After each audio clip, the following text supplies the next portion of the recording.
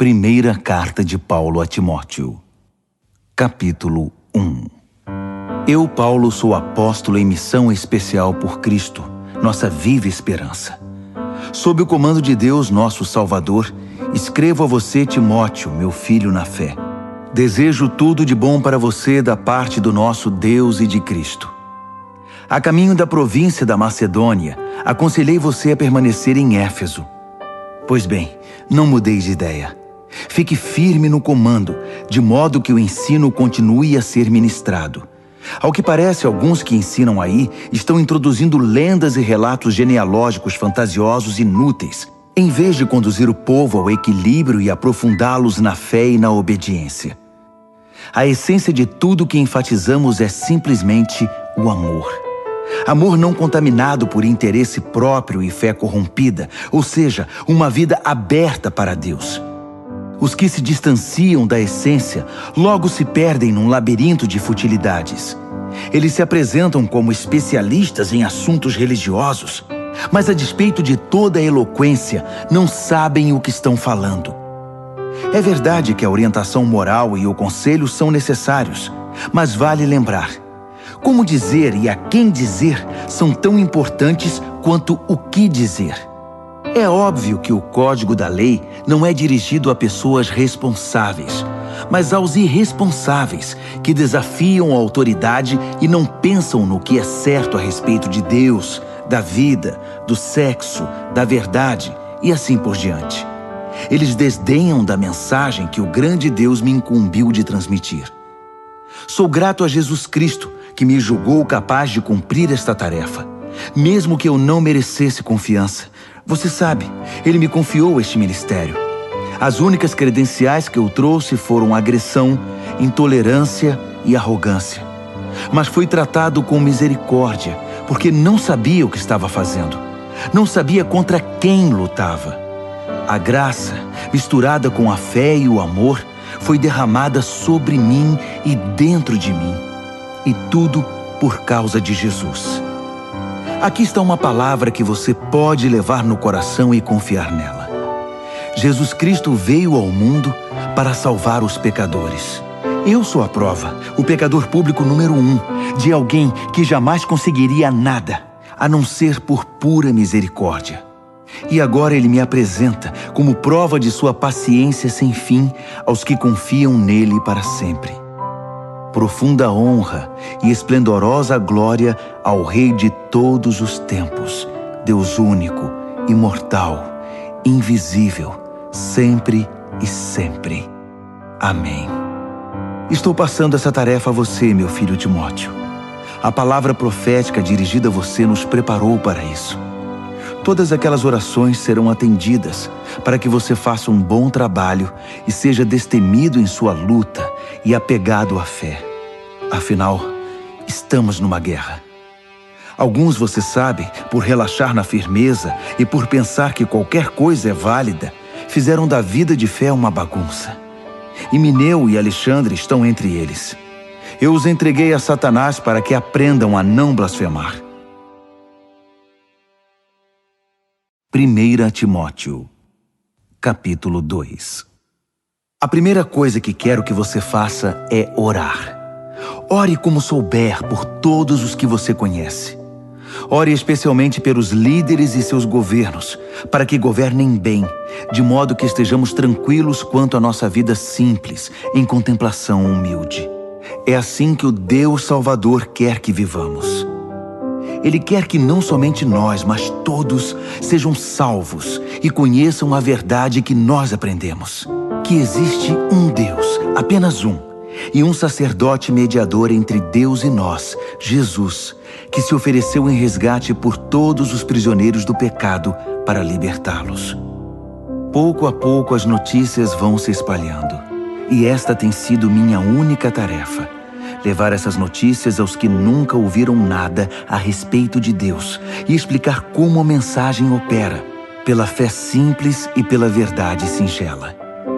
Considerando que a oração está na base de tudo isso, o que mais quero é que os homens orem, em vez de ficar brigando como inimigos, e levantem mãos santas para Deus.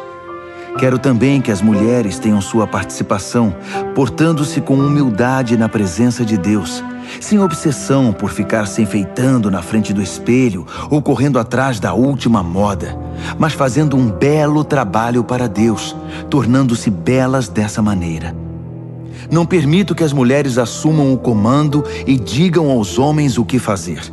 Elas devem ficar quietas e obedientes, como os demais. Adão foi feito primeiro, depois Eva. A mulher foi enganada primeiro. Foi a pioneira no pecado. E Adão imediatamente depois. Mas o ato de dar à luz trouxe salvação, invertendo a situação de Eva. No entanto, a salvação vem apenas para os que perseveram na fé, no amor e na santidade. E isso os torna maduros. Tenha certeza disso. 1 a Timóteo, capítulo 3. Se alguém deseja ser líder na igreja, ótimo, mas há algumas condições. Deve ser alguém de boa reputação, fiel à esposa, de fácil relacionamento e hospitaleiro. Deve entender do que fala, não ser muito chegado em vinho e não ser controlador, mas gentil. Não deve ser sensível demais a críticas, nem movido pela ganância.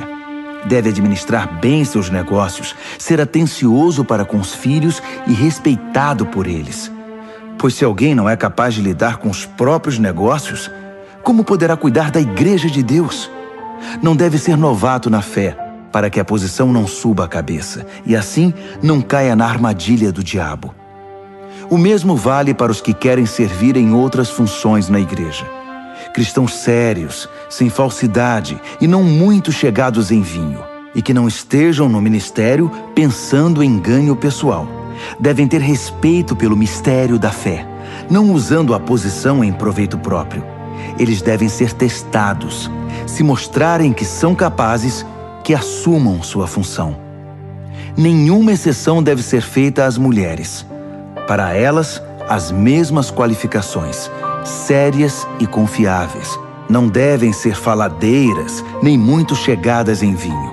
Quem serve na igreja deve ter compromisso com o cônjuge, ser atencioso com os filhos e cuidadoso nos negócios. Os que cumprem devidamente o papel de servo serão respeitados, um crédito verdadeiro para a fé em Jesus.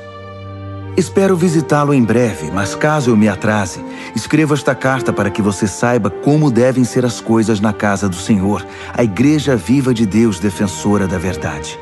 A vida cristã é um grande mistério, muito além do nosso entendimento, mas algumas coisas são bem claras. Esteve entre nós em corpo humano, foi justificado pelo Espírito, foi visto por anjos, foi proclamado entre todos os povos, crido em todo o mundo, recebido na glória celestial. 1 Timóteo, capítulo 4. O Espírito deixa claro que à medida que o tempo passa, alguns desistirão da fé para seguir ilusões demoníacas ensinadas por profissionais da mentira. Esses impostores mentem tão bem e há tanto tempo que perderam toda a noção de verdade.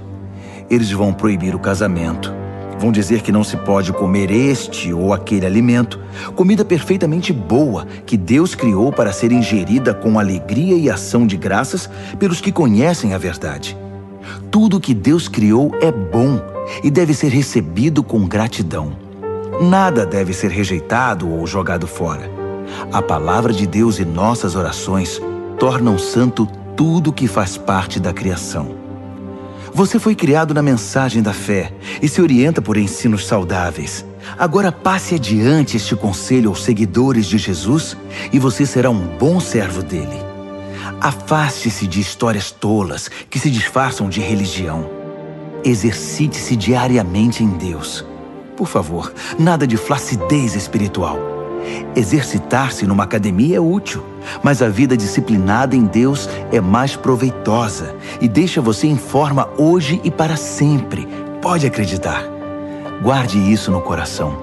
É por isso que nos lançamos de corpo e alma nesta aventura.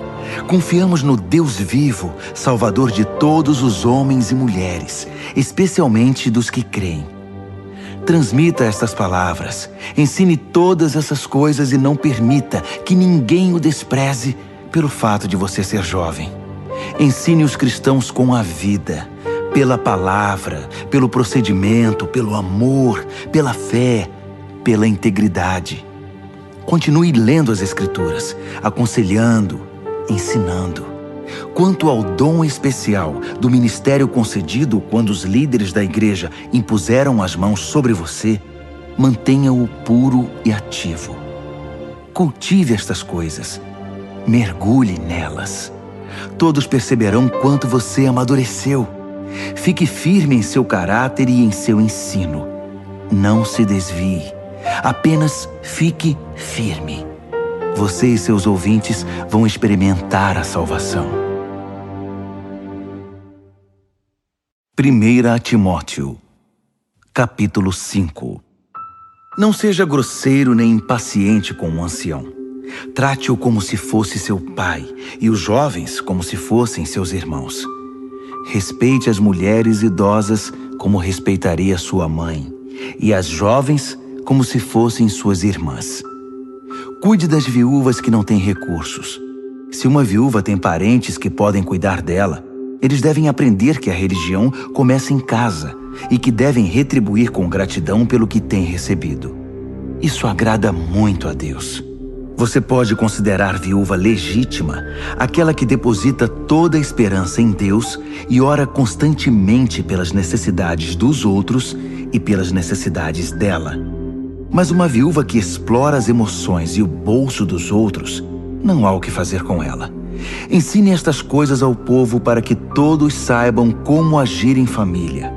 Qualquer um que não cuide dos membros necessitados da família está rejeitando a fé. É pior que se recusar a crer. Designe algumas viúvas para o ministério especial de dar assistência.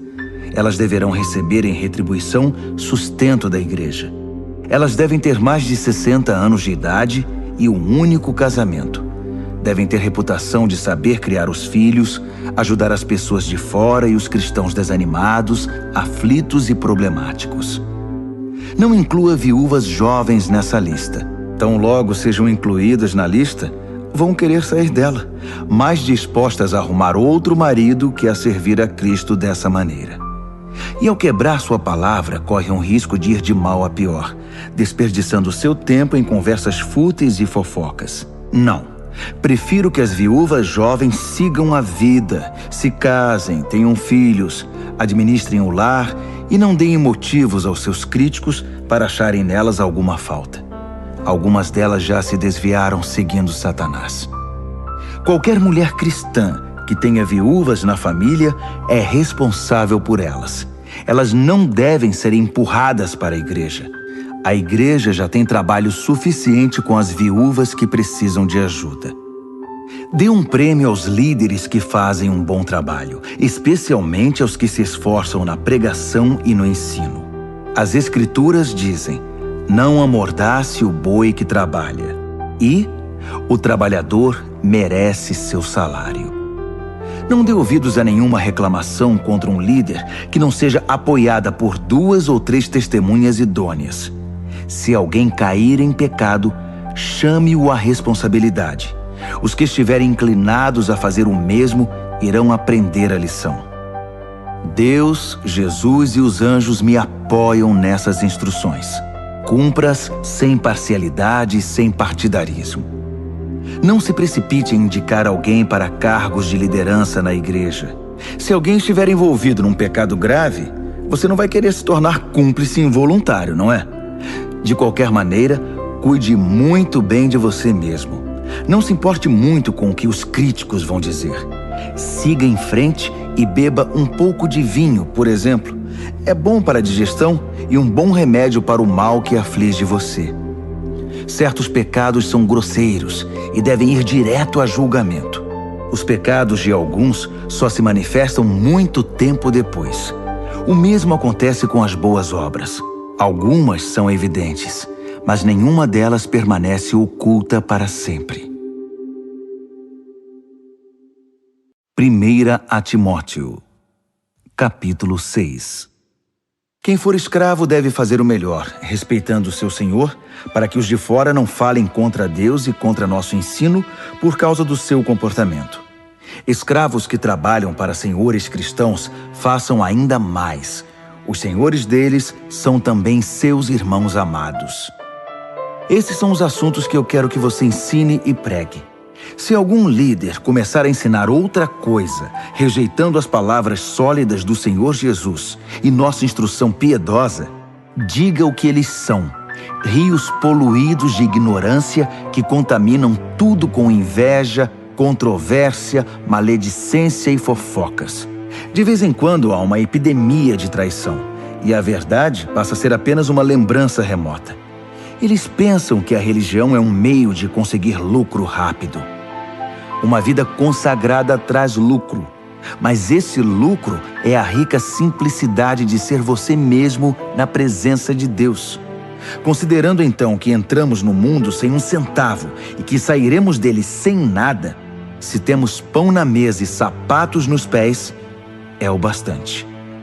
Mas o líder que está apenas atrás de dinheiro se destruirá rapidamente. A cobiça por dinheiro traz problemas, apenas problemas. Depois de entrar por esse caminho, alguns se desviam inteiramente da fé e amargam seu arrependimento pelo resto da vida.